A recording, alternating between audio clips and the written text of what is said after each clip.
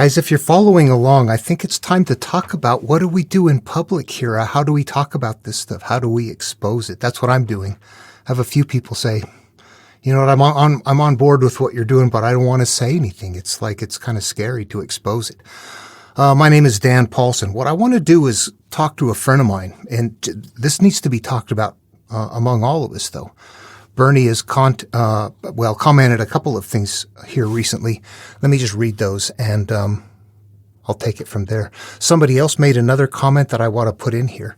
And a couple of times, yeah, it has to do with getting together in public and trying to talk about this stuff. How do we do it? And right now, this is like our only option. It's a reach out.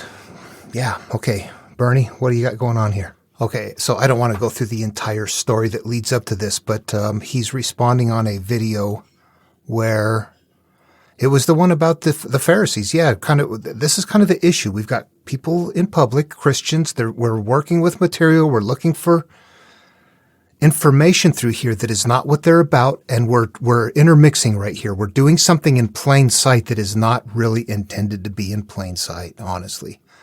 Okay, so I post up videos like that from time to time, but we really haven't sat down and said, okay, what do we do? How do we deal with this? What's going on? Okay. All right. So what you did here is say, in hindsight, posting this comment, I feel like an asshole. Guess I was just frustrated with having not many people to talk to about this kind of thing. That's the only part I wanted to say right there. Guess I was just frustrated not having people to talk to about what this kind of thing. Yep. Okay. Somebody else made a comment. Helping people like me who can't articulate such observations. It's less lonely. What a time to be alive with the whole world at our fingertips, yet no one to discuss such things with for growth and not power. Okay, so that was it from a different person. I'm back to Bernie here now.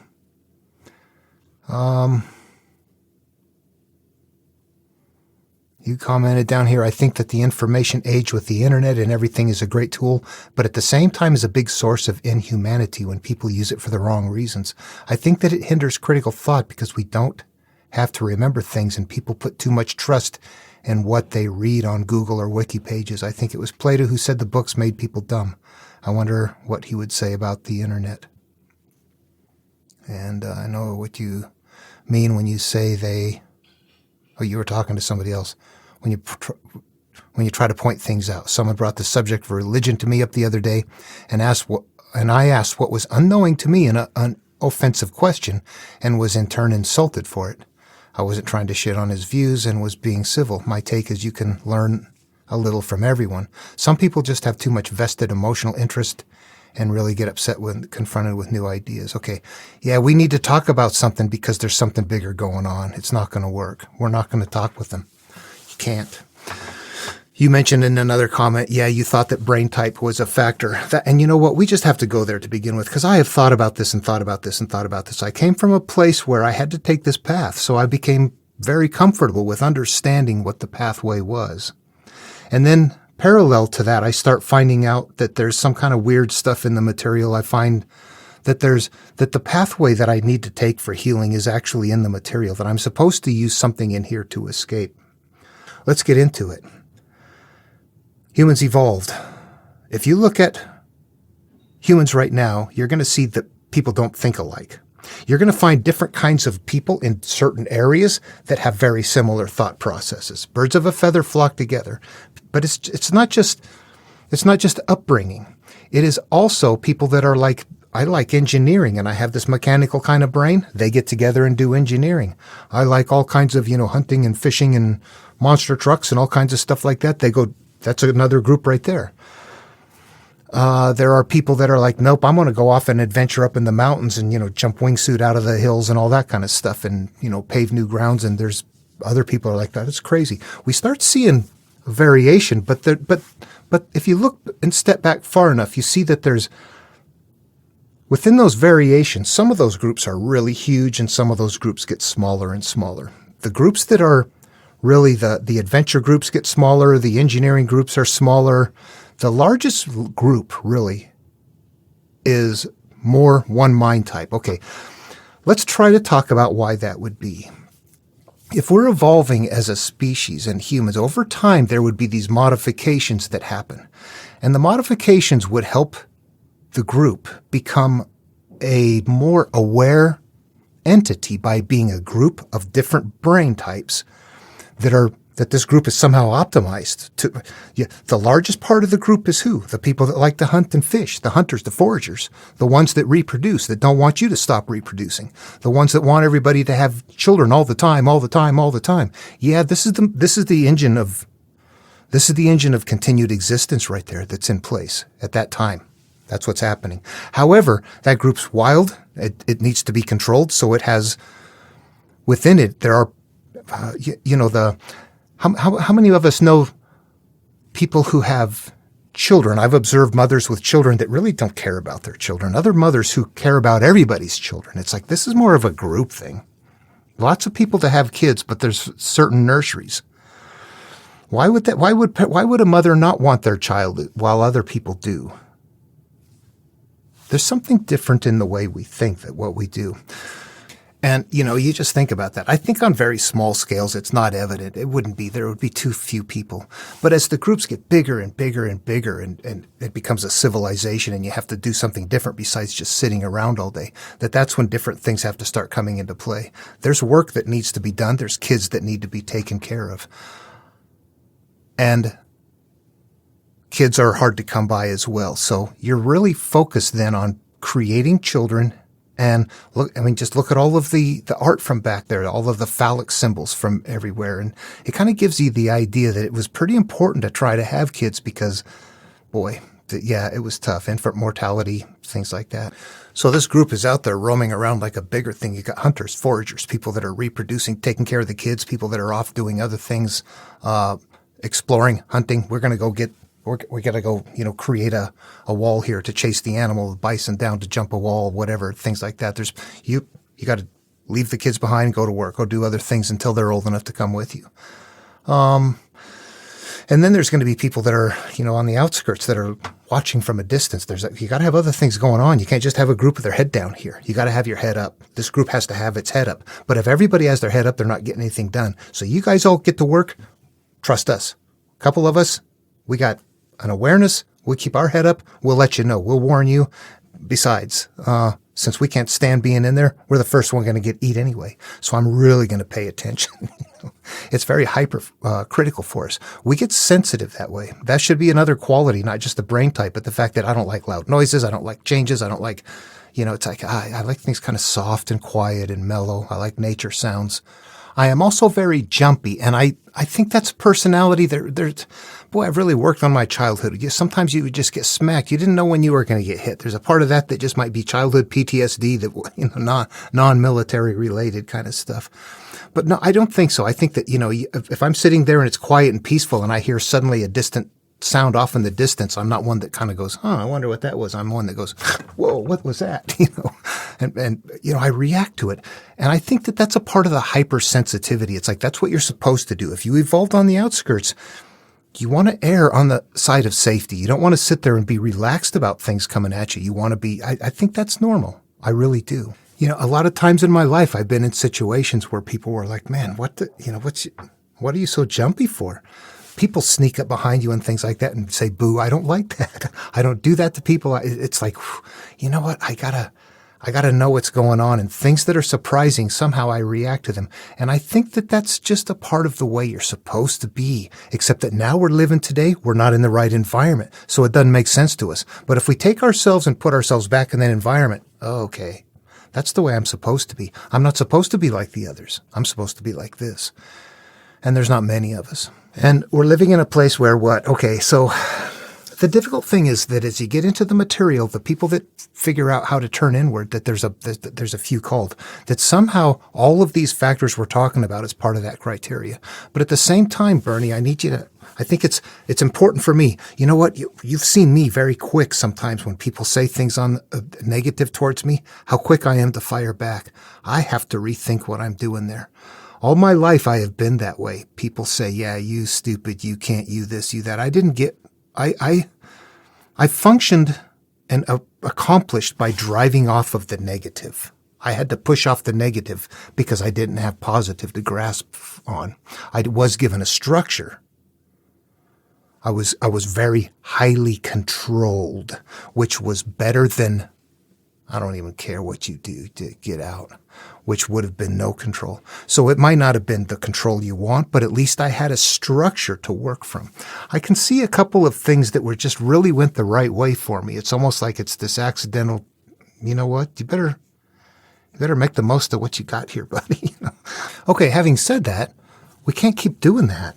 I think what the internet provides is actually it provides a number of things that are positive, but it also provides an incredible negative. It's a double-edged sword. And that's because of brain types. There are brain types that learn what they want to learn. There are brain types that learn what is true.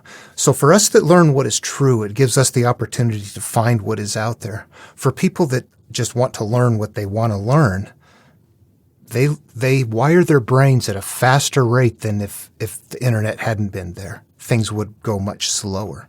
The expansion of, a lot of things. I don't even want to get into that. The world is in bad shape. You know, I've had my younger days of blasting out Nazareth, sure enough, but at some point my personality is one that goes to quiet and peace. I like the crackling of a campfire and the distant howl of the coyotes over city traffic any day.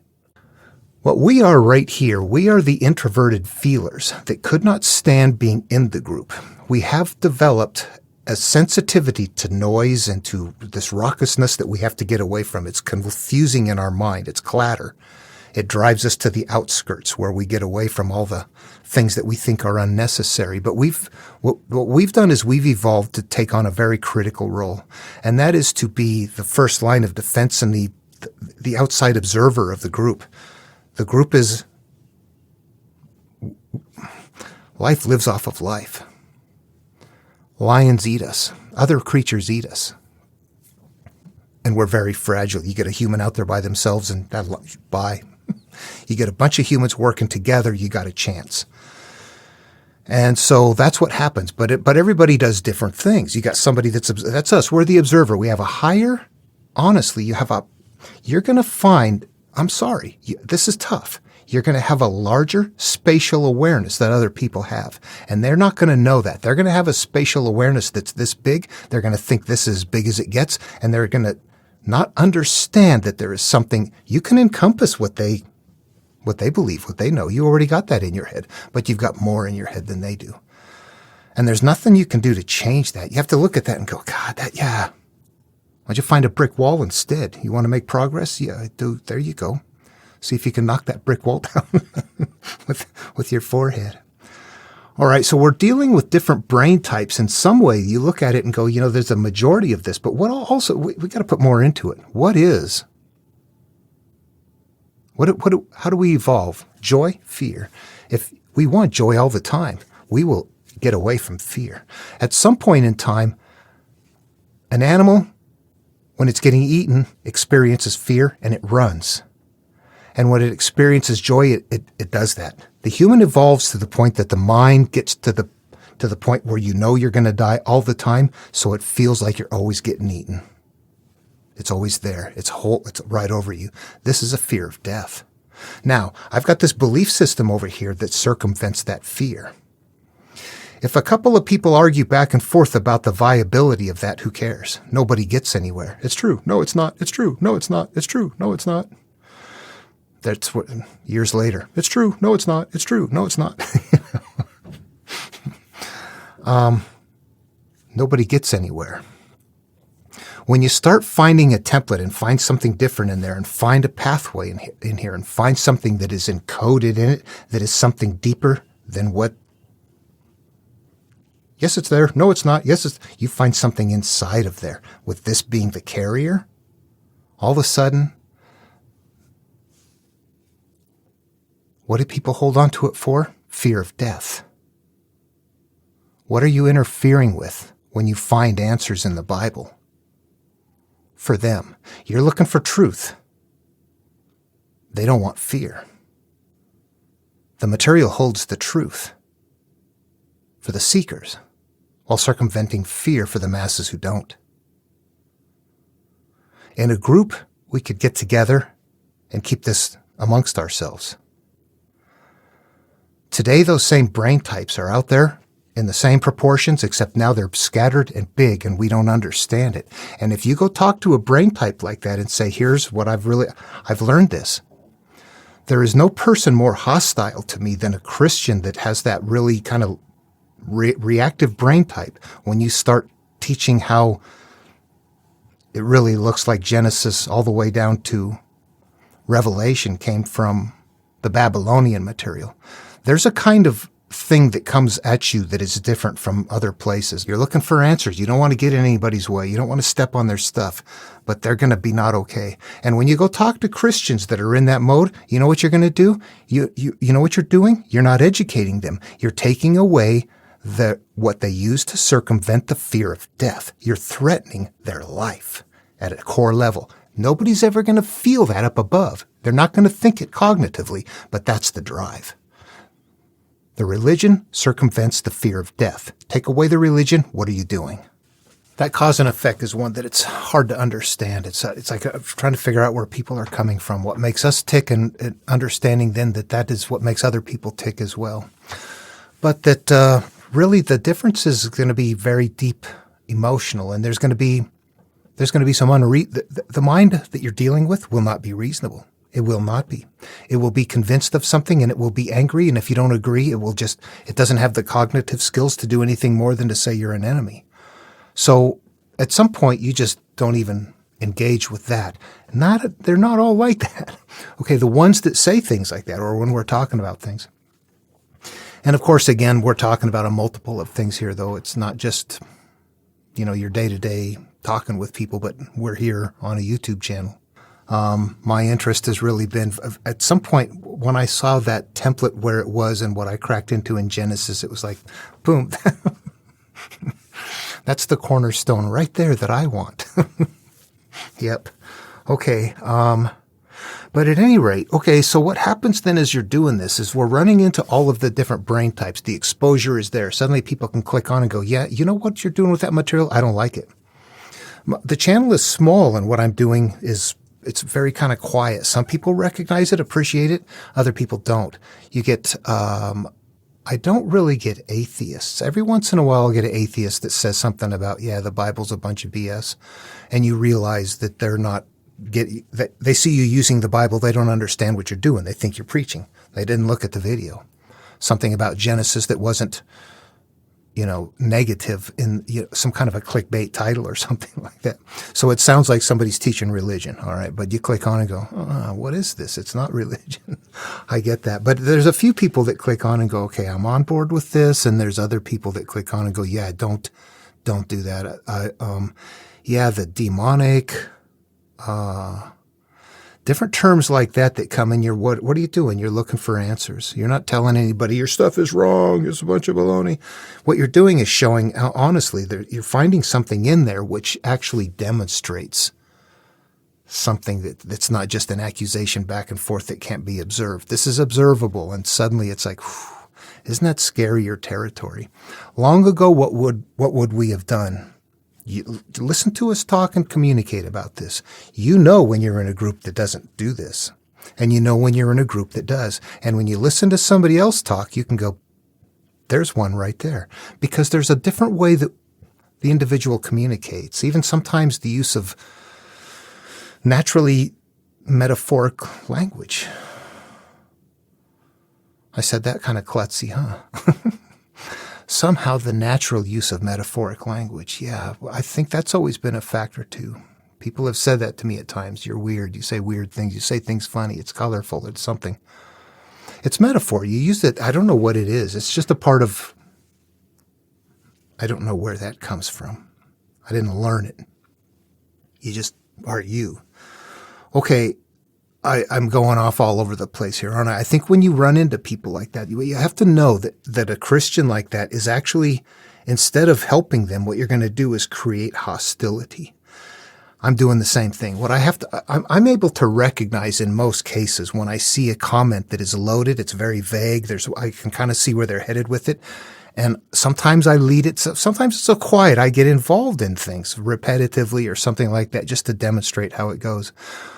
I think at some point, if we're moving along and making enough progress here that it gains attention, what I need to make sure is that I don't. What happens when you practice with that?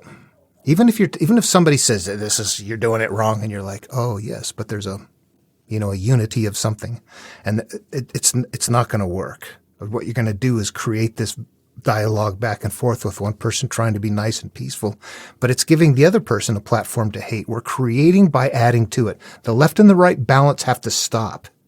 You got to back off of it and say, you know what? This individual is getting their brain wired by practicing, and I'm giving them everything they need to practice by continually repeating to them. So they're getting bigger at what they are, and I'm getting bigger at what I am. Lao Tzu, the balance. Go read that stuff, study it. We have to let go of things. We got to let go of the ends to maintain balance. Those are weird things. I guess you have to recognize that there's going to be certain people that will actually, if given an opportunity, would treat knowledge and awareness as a threat to life. They won't say that, they won't think that, but that's the drive, because it's taking away something that is a sanctity. You can see that by reasoning. If you step back and realize, it might make you angry, but you have to step back and understand the person is serious about it. I've got a library full of all manner of books from India. I've got the entire Mahabharata. I've got multiple copies of the Quran. I've got Chinese works. I've got occultic works. I've got a mass variety of things that some people would say, that is evil stuff. You don't even want to know that. Knowledge is something that should really be sought after. But the people,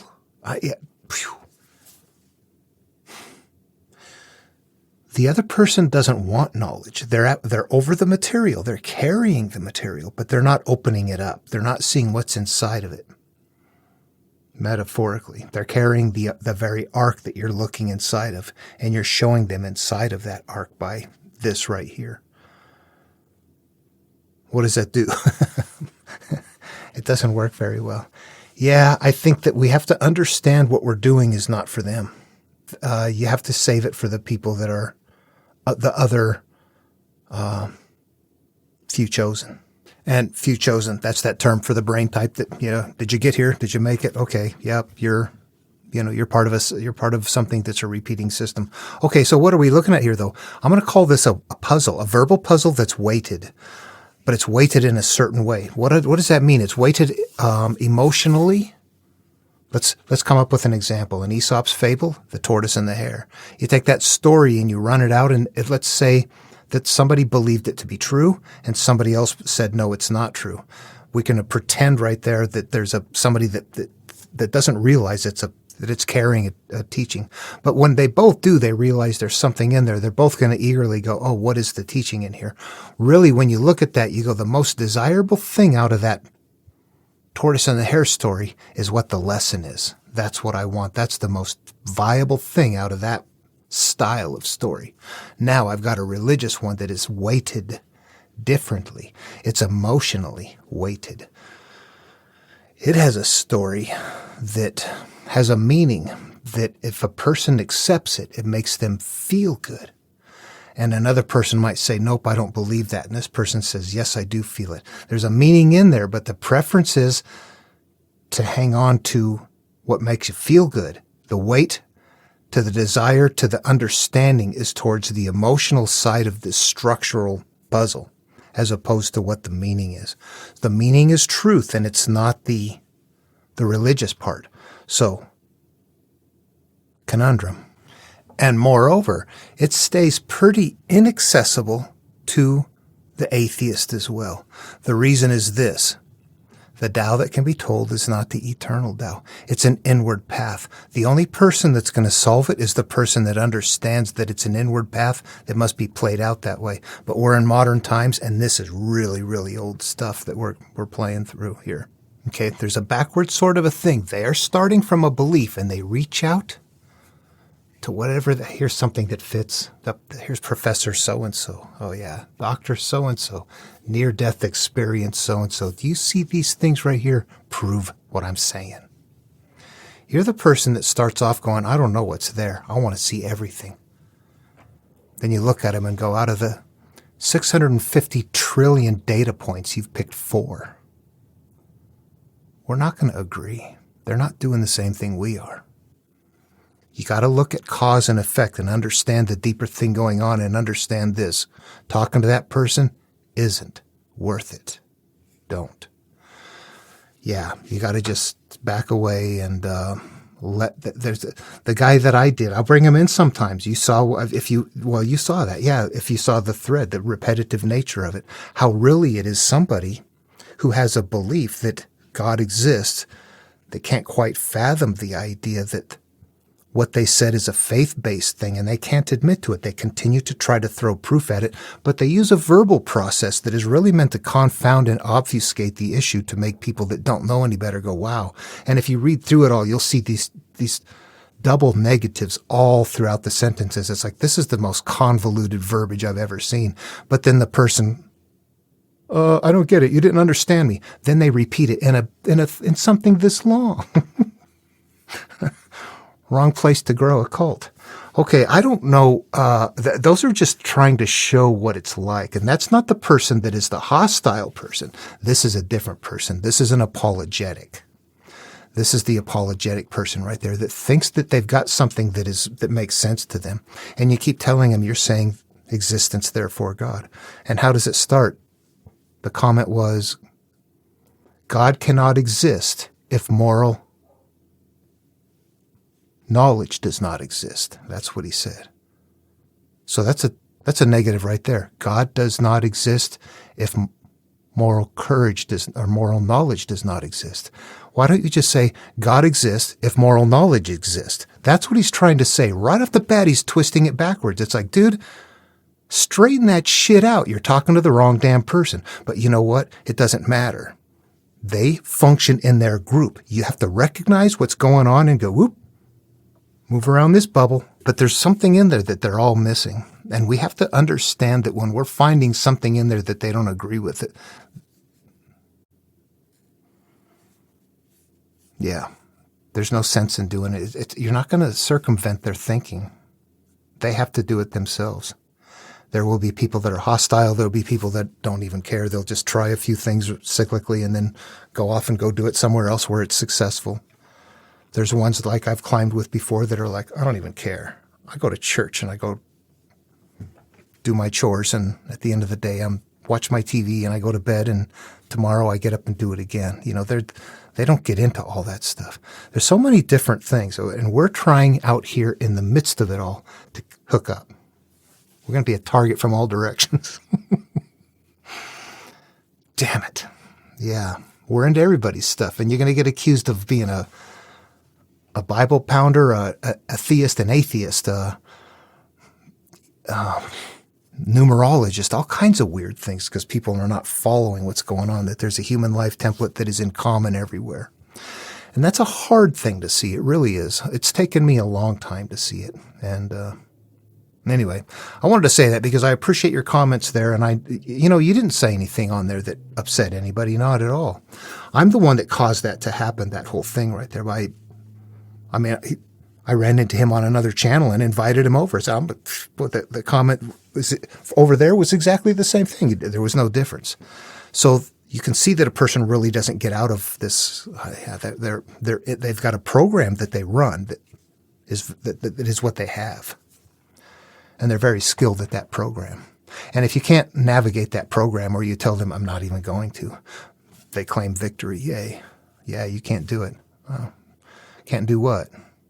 Can't disprove what you couldn't prove? What the hell's matter? Yeah, you're stuck. Go find that brick wall and start beating your head.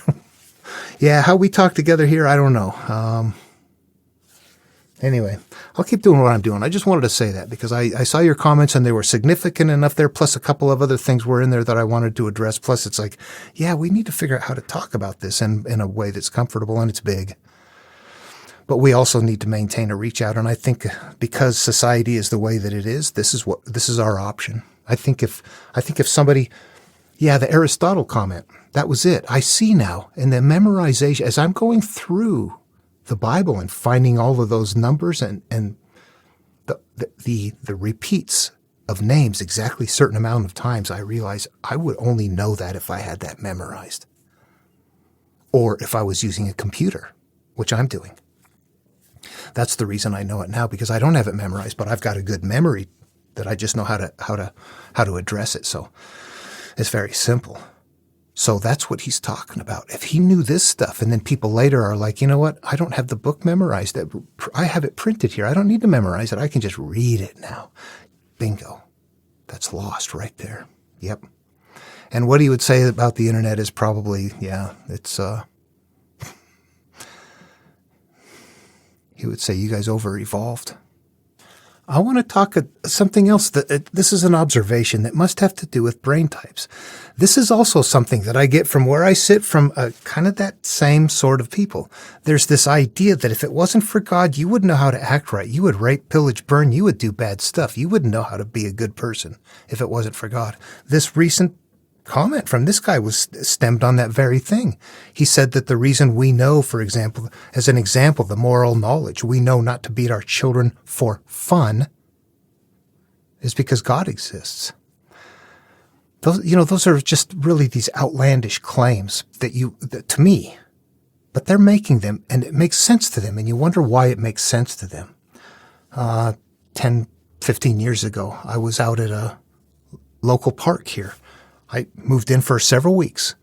A couple of ladies got lost out there, older ladies. They were in their 60s, 70s. And they were hiking, and the snow came. They disappeared overnight. So right away they start searching for, they knew they were in for a search, for looking for remains.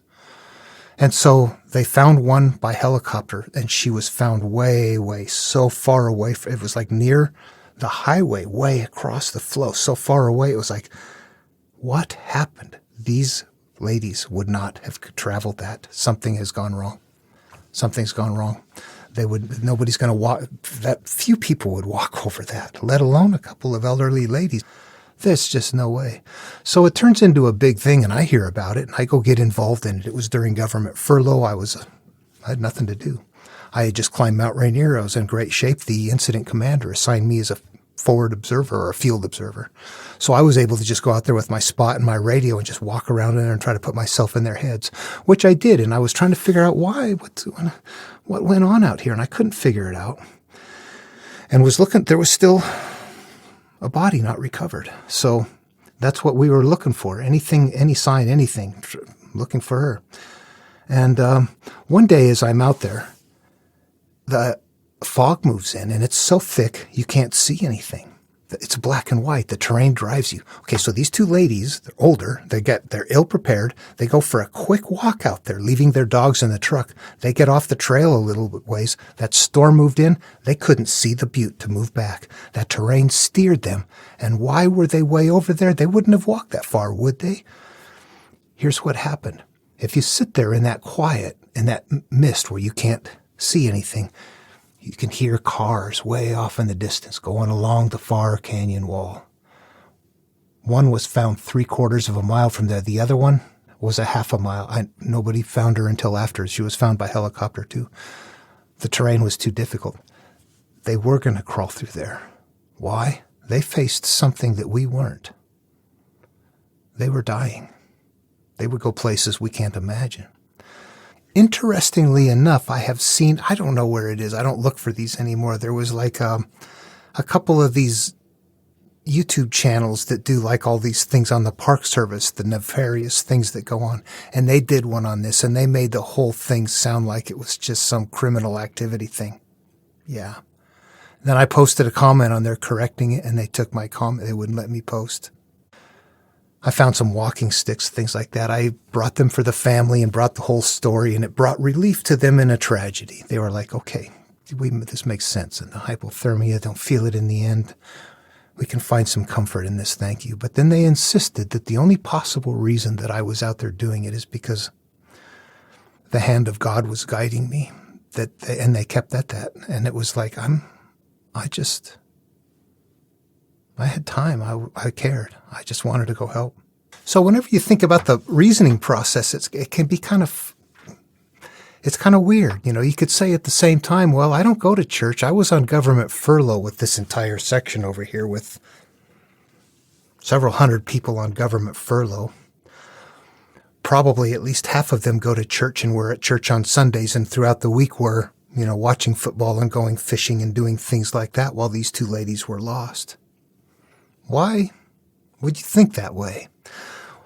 There's a point where I realize, it's that comfort thing. I just need my own thing. I just need to feel it. But why do minds go there? If the shoe was on the other foot and somebody did that, I would be all over thanking the other person for the time that they spent. I wouldn't know how to say anything. I would not credit something. I would not credit them being there because of something else. Unless they said, I'm here because God sent me. Okay, well then that's one thing. Okay, but most people are like, I gave up my time to come here. I want to help. God didn't knock on my door. Hey, get your GPS and spot. Get out there. Yeah, no, that didn't happen. Okay, but what makes it, that just kind of to me illustrates different ways that people think, but why would they think that way? Different brains. That's an automatic thing. You don't even have to process that. I have to process why they would say what they do. I don't have to process why I would say. I would think people do it for whatever reason. You care. It'd be God or not. It's you care. Why would you need to layer something in and discredit it's weird. Brains don't work the same way. You got to understand that by just observation and knowing that it doesn't matter how theirs works. It's not going to work like yours. You got to step back and find brains that do work like yours. That's it. You're in a unique place where you're not going to find the average person that's going to link up with you. I got that issue. Every one of us is going to have that issue. When you get to this level, you're going to you're looking for deeper, more meaningful things, but you're, the knowledge is really stuff you grab at this point and just go, okay, I'm going to go sit with this and mull it in my head because it becomes yours at this point. We're not really dealing with other people. As long as they're doing the supernatural, they can't turn inward with it like this. I haven't found anybody able to do it yet. Maybe. Someone might have quietly done it that just went away. Paul, I'm not sure. He might still be there lurking.